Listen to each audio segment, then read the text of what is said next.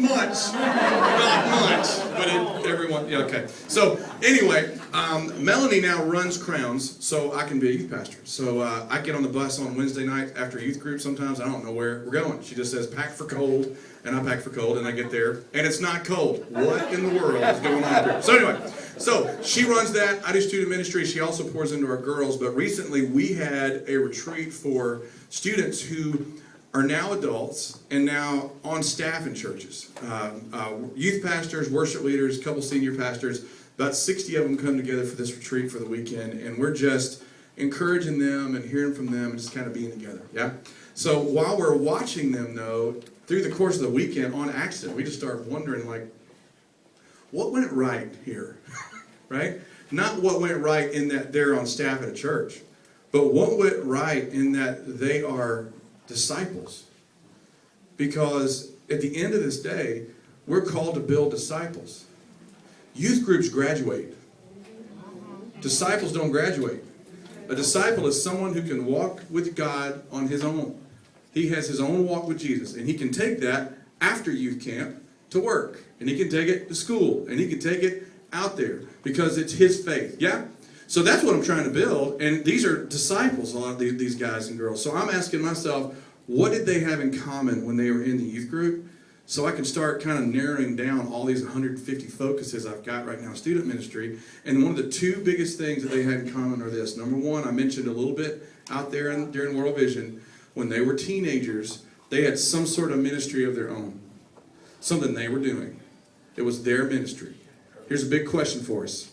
How much of my ministry and my student ministry is done for my students? How much of my student ministry is done by my students?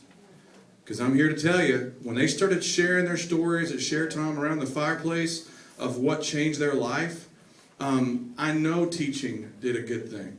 But their stories didn't involve chairs or rows or circles. Their stories of the game changer in their life was when they got to lead. And it was, man, you remember when we were on that mission trip and the plan fell apart? We had to come up with everything. You remember when they stuck us up with the Bible school kids and we had to teach the whole thing? Remember when we had to teach the adults that time? It's always something where they were getting to pour it out. Because you and I know, especially now as a leader in a youth ministry, you don't really own what you believe until you can give it to somebody. If you can't put it out there, it's not really yours. It's just sort of bouncing around our heads. Yeah? So, we got to get the kids out of the chairs. All right? We got to give them some chances to serve. We got high schoolers walking up to us, or I do, saying, used to say, man, I feel like I'm called to ministry, but I'm just not good in front of people. You know what they just said to me? Ministry is standing up in front of people and talking. That's what church has accidentally taught our students. So everybody thinks it's preaching and singing. That's what you do. No verse for that anywhere. Okay? Whatever you do in word or deed, you do it all for the glory of the Lord. So they've got to understand that painting is ministry, karate is ministry, and house repair is ministry, plumbing, accounting, whatever we do, we're knit together to not be in a building. We're knit together to be out of the building. So you need to understand that's a ministry. Yeah? And that's not going to happen so much from just us teaching. It's going to happen by us saying, okay, you ready? Go. Right? Jesus taught and taught and taught, and finally he said, okay, guys, let's get in pairs. We're going out. And they're like, what? Let's just stay here at camp. No, we're going. All right? Now, number two, second thing they all started having in common, they all had in common, is that when they were teenagers, they had some sort of one-on-one discipleship relationship with a godly adult. Not a perfect adult, but an adult that loved Jesus and loved them. And we're all down here thinking we got to be somebody else to be in ministry. It's the first lie in ministry.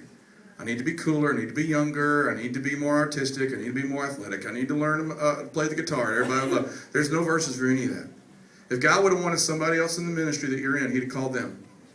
So you know exactly what he was getting into. Teenagers don't need any other cool people in their life. They're full of cool people everywhere. But to have an adult that loves God and loves them and calls their name out to Jesus, that's very rare, even in church.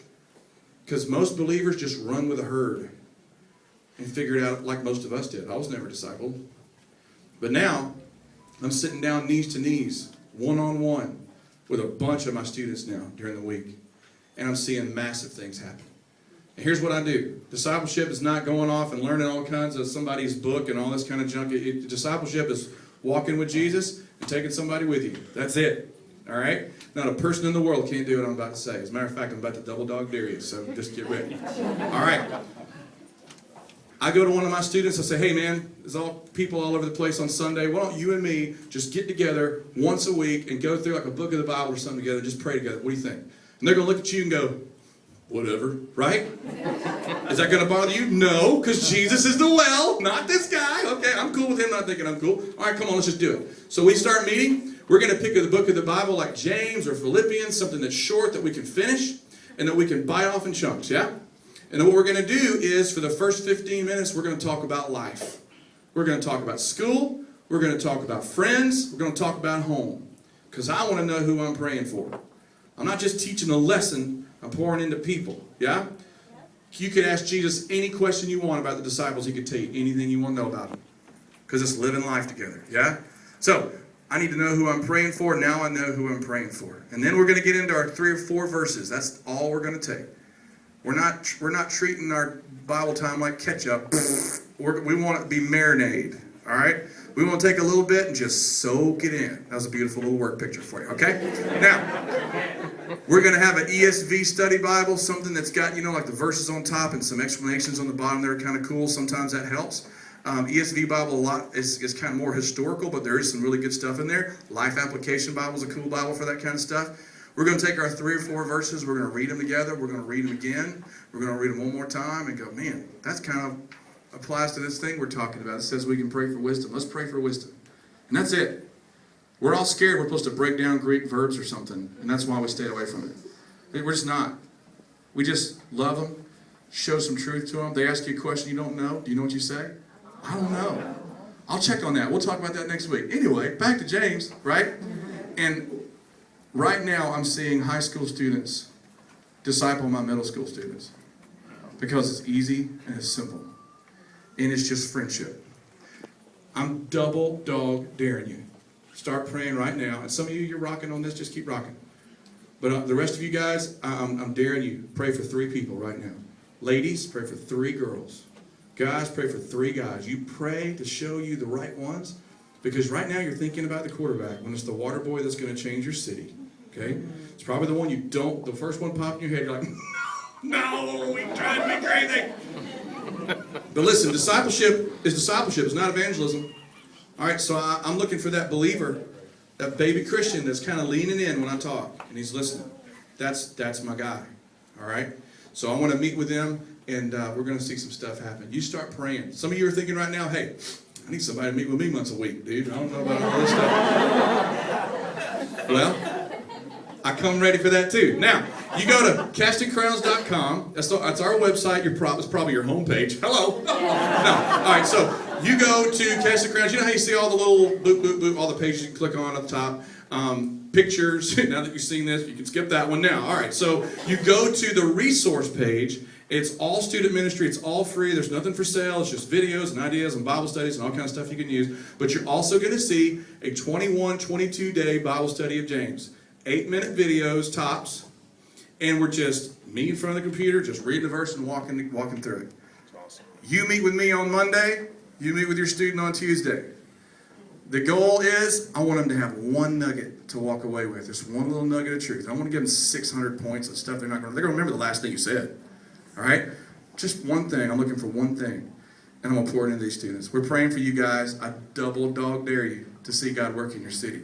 This is one of my fellows I used to meet with right here. Neil Dose turned out all right, didn't he? So, Neil's going to tell you guys about some more ministry things we're trying to give to you guys, and I'll see you back inside. Thanks, guys. Thanks, Mark. Appreciate it. Guys, if